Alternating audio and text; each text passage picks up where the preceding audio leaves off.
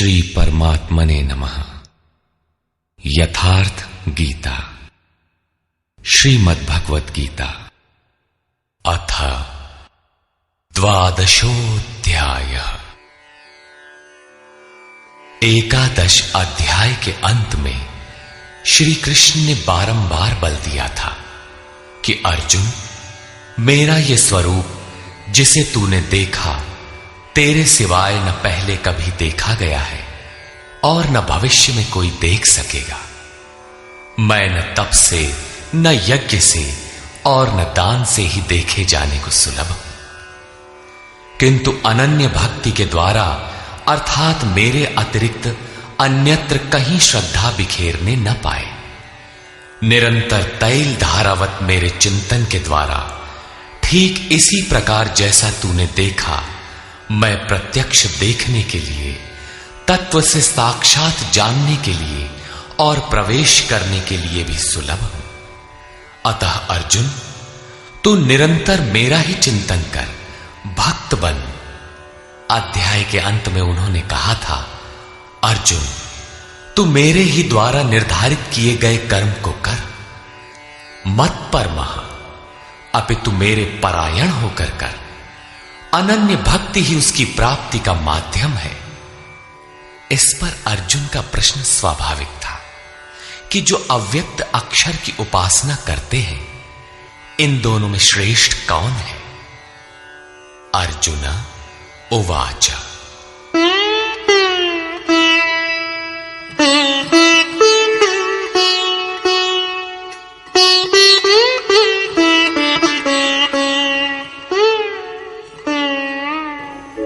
एवं सततयुक्ता ये भक्तास्त्वां पर्युपासते, ये चाप्यक्षरमव्यक्तं तेषां के योगवित्तमाः।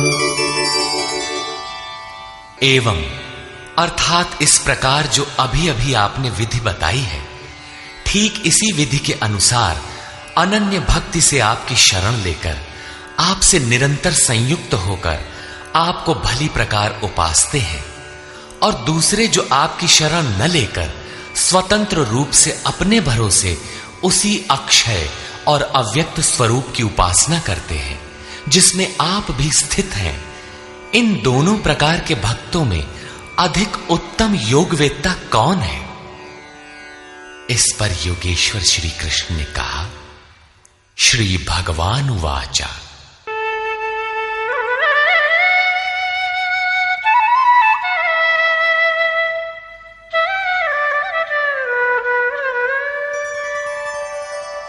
मय्यावेश्य मनो ये मां नित्ययुक्ता उपासते, श्रद्धया परयोपेता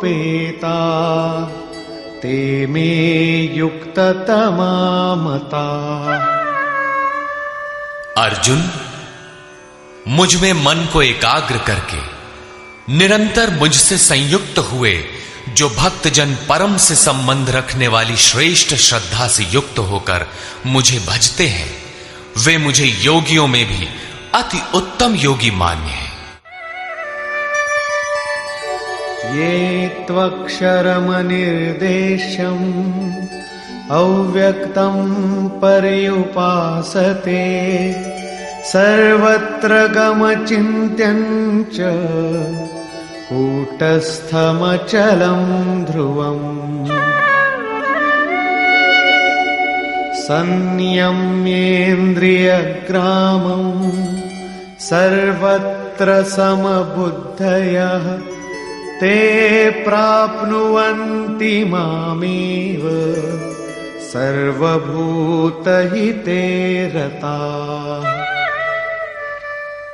जो पुरुष इंद्रियों के समुदाय को भली प्रकार संयत करके मन बुद्धि के चिंतन से अत्यंत परे सर्वव्यापी अकथनीय स्वरूप सदा एक रस रहने वाले नित्य अचल अव्यक्त आकार रहित और अविनाशी ब्रह्म की उपासना करते हैं, संपूर्ण भूतों के हित में लगे हुए और सब में समान भाव वाले वे योगी भी मुझे ही प्राप्त होते हैं।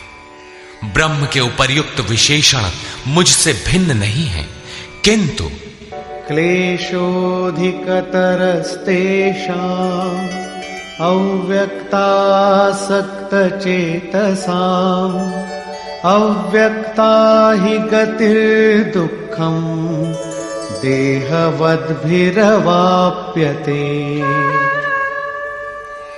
उन अव्यक्त परमात्मा में आसक्त हुए चित्त वाले पुरुषों के साधन में क्लेश विशेष है, क्योंकि देहाभिमानियों से अव्यक्त विषयक गति दुखपूर्वक प्राप्त की जाती है। जब तक देह का भान है तब तक अव्यक्त की प्राप्ति दुष्कर है। योगेश्वर श्री कृष्ण सद्गुरु थे। अव्यक्त परमात्मा उनमें व्यक्त था। वे कहते हैं कि महापुरुष की शरण न लेकर जो साधक अपनी शक्ति समझते हुए आगे बढ़ता है कि मैं इस अवस्था में हूं, आगे इस अवस्था में जाऊंगा, मैं अपने ही अव्यक्त शरीर को प्राप्त होऊंगा, वो मेरा ही रूप होगा, मैं वही हूं, इस प्रकार सोचते प्राप्ति की प्रतीक्षा न करके अपने शरीर को ही सोहम कहने लगता है। यही इस मार्ग में सबसे बड़ी बाधा है। वो दुःखालियम अशाश्वतम में ही घूम फिर कर खड़ा हो जाता है। किंतु जो मेरी शरण लेकर चलता है वो ये तु सर्वाणि कर्माणि मयि सन्न्यस्य मत्पराः अनन्येनैव योगेन मां ध्यायन्त उपासते। जो मेरे परायण होकर संपूर्ण कर्मों अर्थात आराधना को मुझ में अर्पण करके अनन्य भाव से योग अर्थात आराधना प्रक्रिया के द्वारा निरंतर चिंतन करते हुए भजते हैं। तेषामहं समुद्धर्ता मृत्यु संसार सागरात् भवामि न चिरात् पार्थ मय्यावेशित चेतसाम्। केवल मुझ में चित्त लगाने वाले उन भक्तों का मैं शीघ्र ही मृत्यु रूपी संसार से उद्धार करने वाला होता हूं। इस प्रकार चित्त लगाने की प्रेरणा और विधि पर योगेश्वर प्रकाश डालते हैं।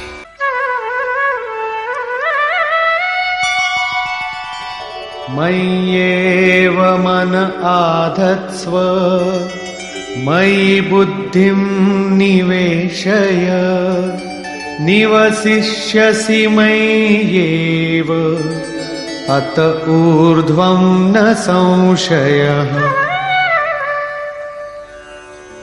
इसलिए अर्जुन, तू मुझ में मन लगा, मुझ में ही बुद्धि लगा, इसके उपरांत तू मुझ में ही निवास करेगा, इसमें कुछ भी संशय नहीं है। मन और बुद्धि भी न लगा सके तब, जैसा अर्जुन ने पीछे कहा भी था कि मन को रोकना तो मैं वायु की तरह दुष्कर समझता हूं। इस पर योगेश्वर श्री कृष्ण कहते हैं,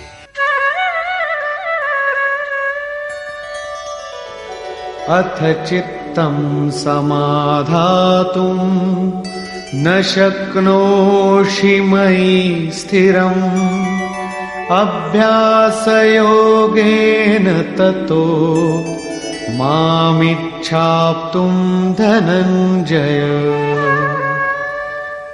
यदि तू मन को मुझ में अचल स्थापित करने में समर्थ नहीं है तो हे अर्जुन, योग के अभ्यास द्वारा मुझे प्राप्त होने की इच्छा कर।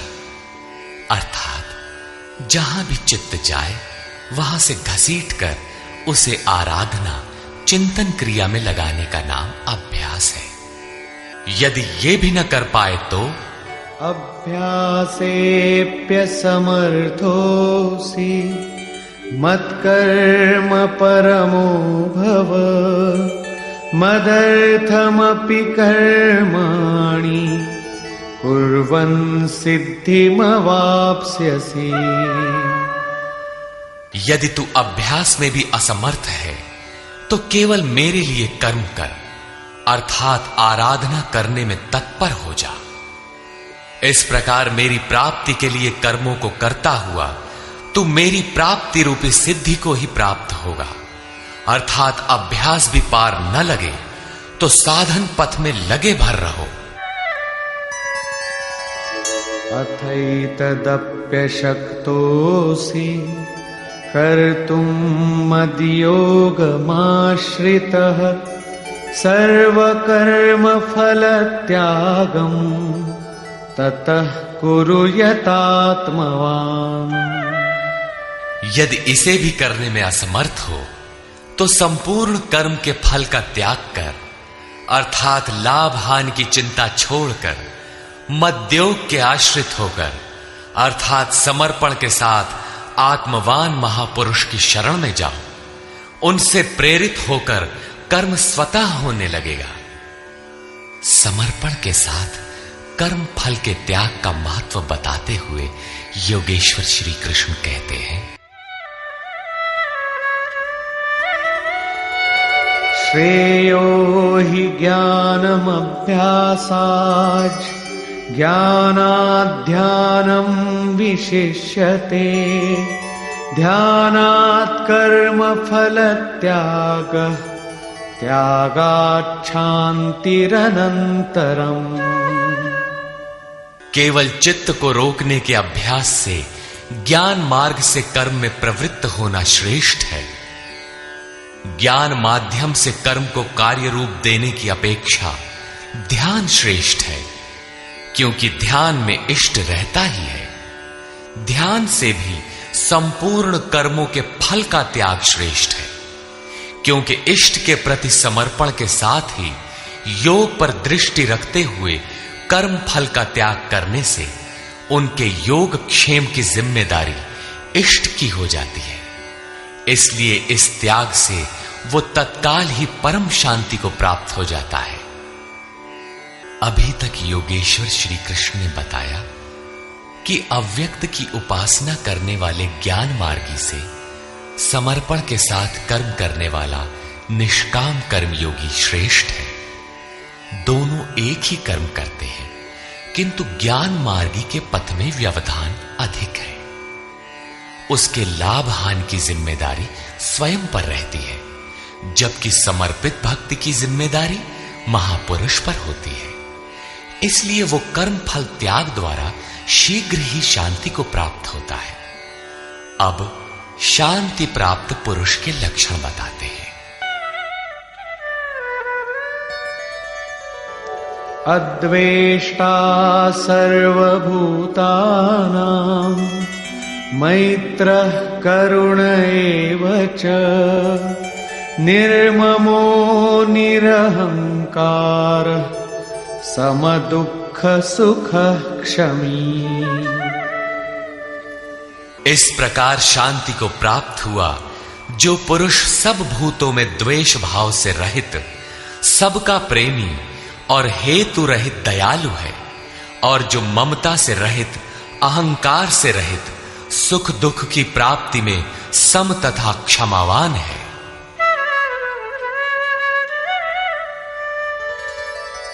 संतुष्टः सततं योगी यतात्मा दृढ़निश्चयः मय्यर्पितमनो बुद्धिः यो मद्भक्तः स मे प्रियः। जो निरंतर योग की पराकाष्ठा से संयुक्त है, लाभ तथा हानि में संतुष्ट है, मन तथा इंद्रियों सहित शरीर को वश में किए हुए है, दृढ़ निश्चय वाला है, वो मुझ में अर्पित मन बुद्धि वाला मेरा भक्त मुझे प्रिय है।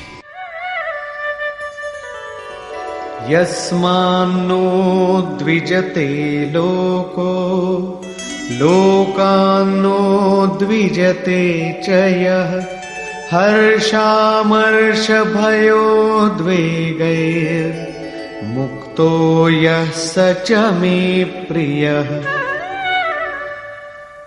जिससे कोई भी जीव उद्वेग को प्राप्त नहीं होता और जो स्वयं भी किसी जीव से उद्विग्न नहीं होता, हर्ष, संताप, भय और समस्त विक्षोभों से मुक्त है, वो भक्त मुझे प्रिय है। साधकों के लिए यह श्लोक अत्यंत उपयोगी है। उन्हें इस ढंग से रहना चाहिए कि उनके द्वारा किसी के मन को ठेस न लगे। इतना तो साधक कर सकता है, किंतु दूसरे लोग इस आचरण से नहीं चलेंगे। वे तो संसारी हैं ही, वे तो आग उगलेंगे, कुछ भी कहेंगे, किंतु पथिक को चाहिए कि अपने हृदय में उनके द्वारा अर्थात उनके आघातों से भी उथल पुथल न हो, चिंतन में सुरत लगी रहे, क्रम न टूटे। उदाहरण के लिए आप स्वयं सड़क पर नियमानुकूल बाएं से चल रहे हैं, कोई मदिरा पीकर चला आ रहा है, उससे बचना भी आपकी जिम्मेदारी है। अनपेक्ष शुचिर्दक्ष उदासीनो गतव्यथः सर्वारंभ परित्यागी यो मद्भक्तः स मे प्रियः। जो पुरुष आकांक्षाओं से रहित सर्वथा पवित्र है, दक्ष अर्थात आराधना का विशेषज्ञ है, अर्थात ऐसा नहीं कि चोरी करता हो तो दक्ष है। श्री कृष्ण के अनुसार कर्म एक ही है, नियत कर्म, आराधना, चिंतन, उसमें जो दक्ष है। जो पक्ष विपक्ष से परे है, दुखों से मुक्त है, सभी आरंभों का त्यागी, वो मेरा भक्त मुझे प्रिय है। करने योग्य कोई क्रिया उसके द्वारा आरंभ होने के लिए शेष नहीं रहती।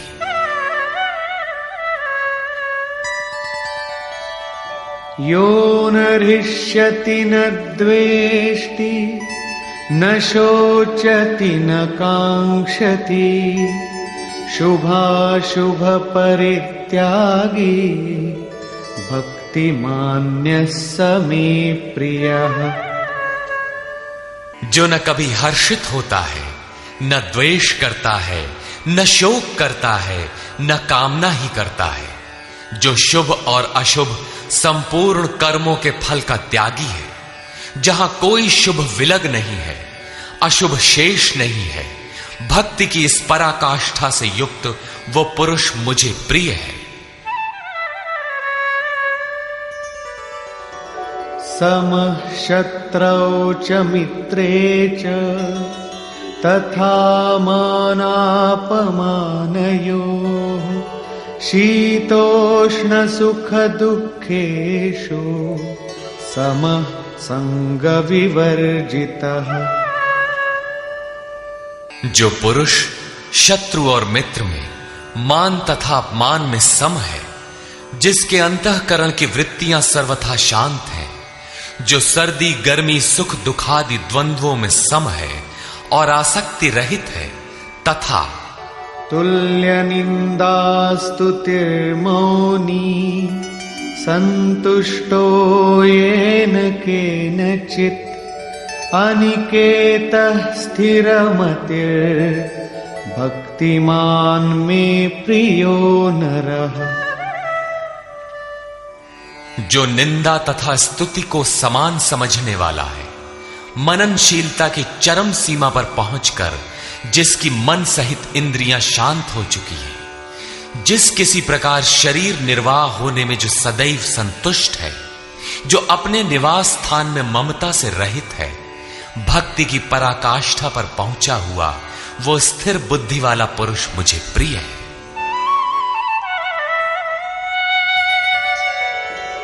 ये तु धर्म्यामृतमिदम् यथोक्तं पर्युपासते श्रद्धाना मत्परमा भक्तास्तेतीव मे प्रिया। जो मेरे परायण हुए हार्दिक श्रद्धा युक्त पुरुष इस उपर्युक्त धर्ममय अमृत का भली प्रकार सेवन करते हैं, वे भक्त मुझे अतिशय प्रिय हैं। निष्कर्ष, गत अध्याय के अंत में योगेश्वर श्री कृष्ण ने कहा था कि अर्जुन, तेरे सिवाय न कोई पाया है न पा सकेगा जैसा तूने देखा, किंतु अनन्य भक्ति अथवा अनुराग से जो भजता है वो इसी प्रकार मुझे देख सकता है, तत्व के साथ मुझे जान सकता है और मुझ में प्रवेश भी पा सकता है। अर्थात परमात्मा ऐसी सत्ता है जिसको पाया जाता है। अतः अर्जुन, भक्त बन।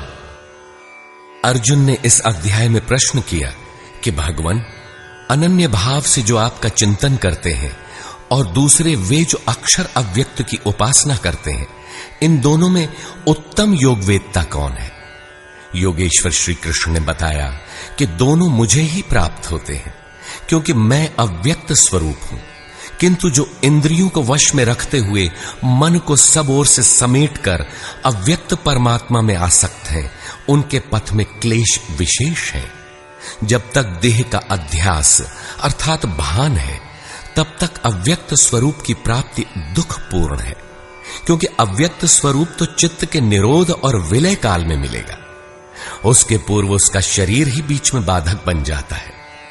मैं हूं, मुझे पाना है कहते कहते अपने शरीर की ही ओर घूम जाता है। उसके लड़खड़ाने की अधिक संभावना है। अतः अर्जुन, तू संपूर्ण कर्मों को मुझ में अर्पण करके अनन्य भक्ति से मेरा चिंतन कर। जो मेरे परायण भक्तजन संपूर्ण कर्मों को मुझ में अर्पण करके मानव शरीरधारी मुझ सगुण योगी के रूप का ध्यान द्वारा तैल धारावत निरंतर चिंतन करते हैं, उनका मैं शीघ्र ही संसार सागर से उद्धार करने वाला हो जाता हूं। अतः भक्ति मार्ग श्रेष्ठ है। अर्जुन, मुझ में मन को लगा, मन न लगे तो भी लगाने का अभ्यास कर। जहां भी चित्त जाए पुनः घसीट कर उसका निरोध कर। यह भी करने में असमर्थ है तो तू कर्म कर। कर्म एक ही है, यज्ञार्थ कर्म। तू कार्यम कर्म करता भर जा, दूसरा न कर। उतना ही कर, पार लगे चाहे न लगे। यदि यह भी करने में असमर्थ है तो स्थित प्रज्ञ आत्मवान तत्वज्ञ महापुरुष की शरण होकर संपूर्ण कर्म फलों का त्याग कर। ऐसा त्याग करने से तू परम शांति को प्राप्त हो जाएगा। तत्पश्चात परम शांति को प्राप्त हुए भक्त के लक्षण बताते हुए योगेश्वर श्री कृष्ण ने कहा, जो संपूर्ण भूतों में द्वेष भाव से रहित है, जो करुणा से युक्त और दयालु है, ममता और अहंकार से रहित है, वह भक्त मुझे प्रिय है। जो ध्यान योग में निरंतर तत्पर और आत्मवान आत्मस्थित है, वह भक्त मुझे प्रिय है। जिससे न किसी को उद्वेग प्राप्त होता है और स्वयं भी जो किसी से उद्वेग को प्राप्त नहीं होता, ऐसा भक्त मुझे प्रिय है। जो शुद्ध है, दक्ष है, व्यथाओं से उपराम है, सर्वारंभों को त्याग कर जिसने पार पा लिया है, ऐसा भक्त मुझे प्रिय है। संपूर्ण कामनाओं का त्यागी और शुभाशुभों का पार पाने वाला भक्त मुझे प्रिय है।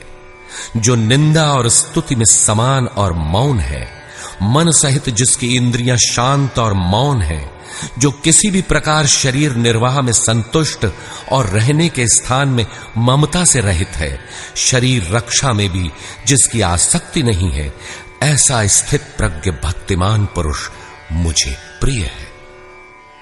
इस प्रकार श्लोक 11 से 19 तक योगेश्वर श्री कृष्ण ने शांति प्राप्त योग युक्त भक्त की रहनी पर प्रकाश डाला, जो साधकों के लिए उपादेय है। अंत में निर्णय देते हुए उन्होंने कहा, अर्जुन, जो मेरे परायण हुए अनन्य श्रद्धा से युक्त पुरुष इस ऊपर कहे हुए धर्ममय अमृत को निष्काम भाव से भली प्रकार आचरण में ढालते हैं, वे भक्त मुझे अतिशय प्रिय है। अतः समर्पण के साथ इस कर्म में प्रवृत्त होना श्रेयतर है, क्योंकि उसके हान लाभ की जिम्मेदारी वह इष्ट सद्गुरु अपने ऊपर ले लेते हैं। यहां श्री कृष्ण ने स्वरूपस्थ महापुरुष के लक्षण बताए, उनकी शरण में जाने को कहा और अंत में अपनी शरण में आने की प्रेरणा देकर उन महापुरुषों के समकक्ष अपने को घोषित किया। श्री कृष्ण एक योगी महात्मा थे। इस अध्याय में भक्ति को श्रेष्ठ बताया गया, अतः इस अध्याय का नामकरण भक्ति योग युक्ति संगत है। ओम तत्सदिति। श्रीमद् भगवद गीता सूपनिषत्सु ब्रह्म विद्यायाम योग शास्त्रे श्री कृष्णा अर्जुन संवादे भक्ति योग नाम 12वां। इस प्रकार स्वामी अड़गड़ानंद कृत श्रीमद् भगवद गीता के भाष्य यथार्थ गीता का 12वां अध्याय पूर्ण होता है। हरि ओम तत्सत।